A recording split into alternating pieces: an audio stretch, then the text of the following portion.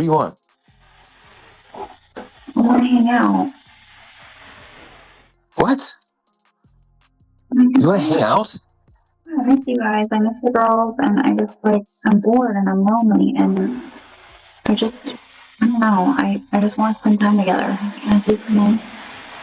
You realize it's 10:30 at night. The kids have been in bed for over 2 hours. And I'm getting ready for bed myself. This is not the time to come over here and ask to hang out. Like, where do you think that we're at in this whole process? Do you think you can just come over and, like, hang out with me? Well, can I just, like, spend the night and see the girls in the morning then, please? What? What are you talking about? Are you okay? Yeah, I'm okay, but I just told you I'm bored and I'm lonely, and I don't really feel like being by myself tonight. Have one of them keep you company. Can you just come outside and talk to me, please? Oh, my God. You really want me to come outside right now? Yeah, I don't know what else yet. Yeah, she wants you back, gang. I'm done with you. And You cheated. all of your friends. Wait, stop crying, bro. She's crying. Wait, hold on. She's crying. What'd you say? She's crying. What'd you say? Wait, what'd you say? Every single one of your friends I will be hitting up. You and Chad can go fuck yourselves. You're both gonna get the fuck. Now what? Chad lost his job, so he is probably gonna have to come and stay with us. Yeah. He lived. Are you out of your fucking mind? The little mistress boyfriend you cheated on me with. Okay. To live in my house. Just until he gets. He's not living. What? It shouldn't take. You want to bring this dude around me and your fucking kids? But he said he would help with the kids. Watch them, That guy will be nowhere near my kids. Because he doesn't have anywhere to live. Because he's a fucking loser. Because you met a fucking loser on a dating app. A bit bad. What? Oh my God! You want me to feel bad for the fucking guy that you had an affair with? Are you being serious right now? We are married. And I gave you a chance. We are married. My house with my kids. It doesn't have to be a perfect thing. He can figure something out. He can go back to selling drugs or whatever he fucking did when you met him. He's literally on his way. You and Chad can go fuck yourselves. You're both gonna get the fuck. This is actually fine. He's gonna be here in 10 minutes. So you need to get it together, take some deep breaths, do something productive. So why don't you start packing your shit? And when Chad gets here, you two can fuck off together. No. Some fuck boy off a dating app and bring him into my house around my kids. You're really just a terrible person. Like, you're just not a good person. I'm not a good person for not letting the guy that my wife had an affair with. It doesn't matter. Stay at my house. Yeah, he's homeless. Why do you think you got cheated on? You're a loser. At first, this story almost sounds too unbelievable to be true. A wife cheats on her husband, but then still expects to stay in his house, and somehow even thinks the man she cheated with should be allowed to move in too.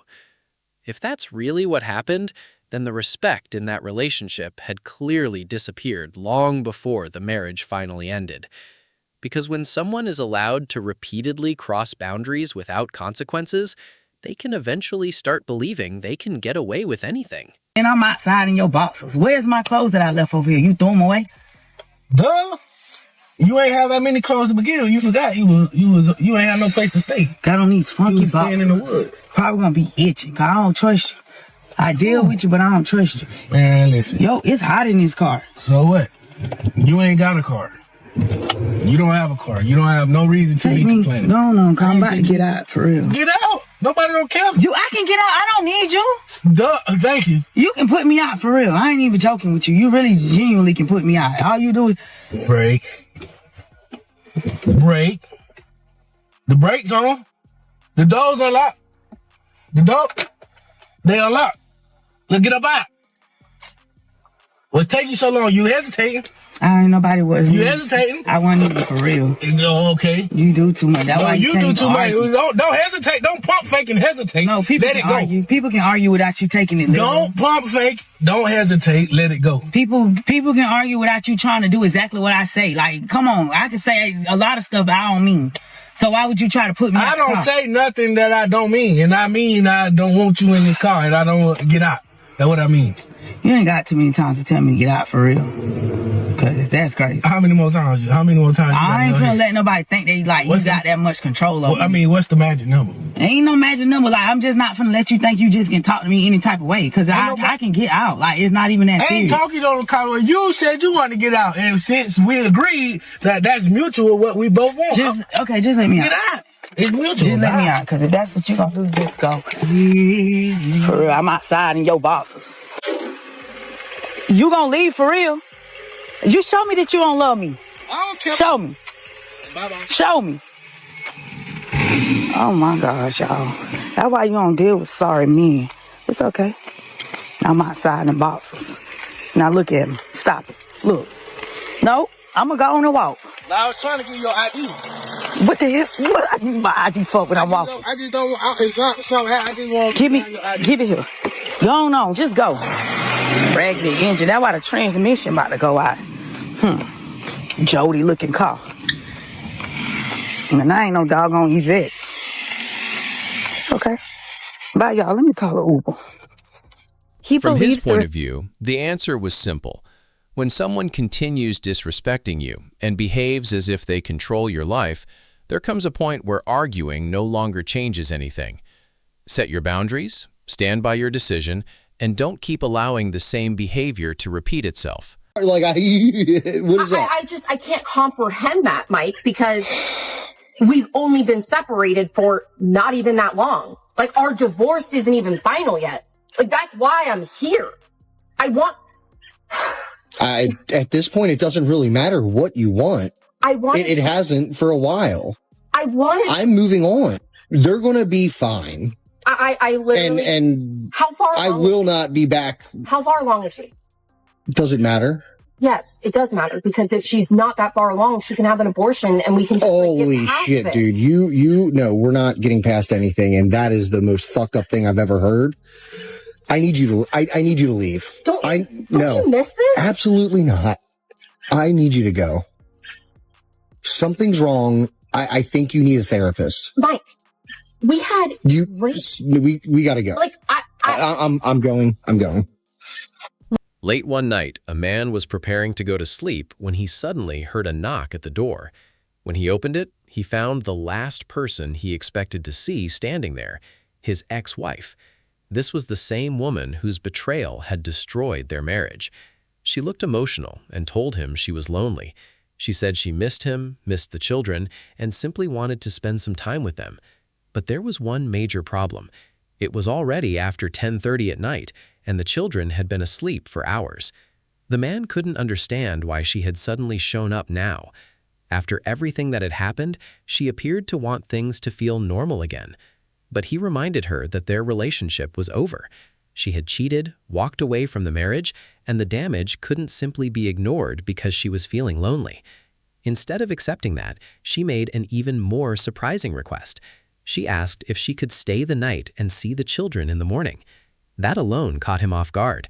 But from his perspective, she was no longer in a position to arrive whenever she wanted and make demands as if nothing had changed. Then the conversation took an even more unbelievable turn.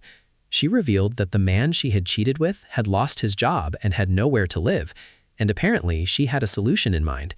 She suggested bringing him into her ex-husband's house until he could get back on his feet. For a moment, the husband was completely speechless. She was asking him to open his home to the very man involved in destroying his marriage, the same home where his children lived. To him, this wasn't just an unreasonable request. It showed just how disconnected she had become from the reality of the situation. Without hesitation, he refused.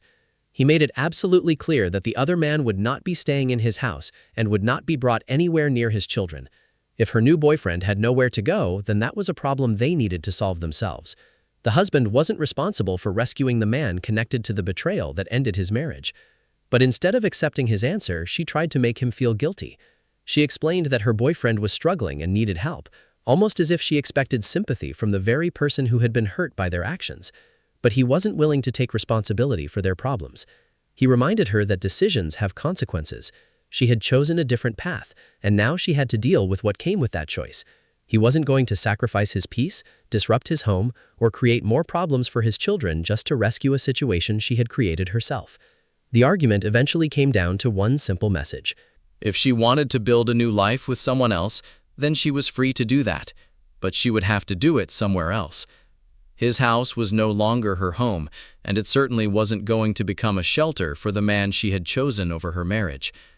Sometimes the hardest part of ending a relationship isn't saying goodbye. It's refusing to let someone continue crossing your boundaries after the relationship is already over. The next story sends a completely different message. This time, a woman was sitting in her boyfriend's car while the two were in the middle of a heated argument. What started as a disagreement quickly turned into a battle over control, with both sides trying to prove who had the final say. She kept complaining and reminded him that she didn't have anywhere else to go. She also pointed out that some of her clothes were still at his place. But instead of calming things down, she continued mocking him and acting as if he would never actually tell her to leave. She seemed convinced that he would eventually give in. But she was wrong. The man stayed surprisingly calm. He didn't start shouting, and he didn't continue the argument. Instead, he made one thing very clear. If she wanted to leave, she could leave. At first, she didn't believe him. She kept talking, seemingly expecting him to apologize, beg her to stay, or eventually back down. Maybe she believed that, like in previous arguments, he would eventually give in just to end the conflict. But this time was different. He unlocked the car doors and calmly told her again to get out. And that's when her confidence began to disappear. Only moments earlier, she had been acting as though she had complete control of the situation. But now she realized that he wasn't bluffing. For the first time, it became clear that he had actually reached his limit. Even then, she tried one final emotional approach. She repeatedly asked him if he really wanted her to leave, hoping that making him feel guilty would cause him to change his mind. But he had already made his decision. He wasn't interested in continuing another endless argument. He calmly gave her the same answer again. If you want to go, then go. With nowhere else to take the argument, she eventually stepped out of the car. Standing on the side of the road, she tried to laugh it off and even joked about calling an Uber. But despite the jokes, it was clear that things hadn't turned out the way she expected. Sometimes people become comfortable disrespecting someone because they believe there will never be any consequences. They keep pushing boundaries because the other person has always stayed, always argued, and always given another chance. But the moment clear boundaries are finally set, everything can change. This wasn't really about winning an argument. It was about reaching a point where he no longer wanted to tolerate constant disrespect. He realized that protecting his peace was more important than continuing to beg someone for basic respect. Some relationships don't end because love suddenly disappears. Sometimes they end because respect disappears first. And once respect is gone, the relationship can slowly begin falling apart, no matter how much history the two people share. In this situation, the man finally chose peace over another round of drama. And sometimes, walking away is the strongest decision a person can make.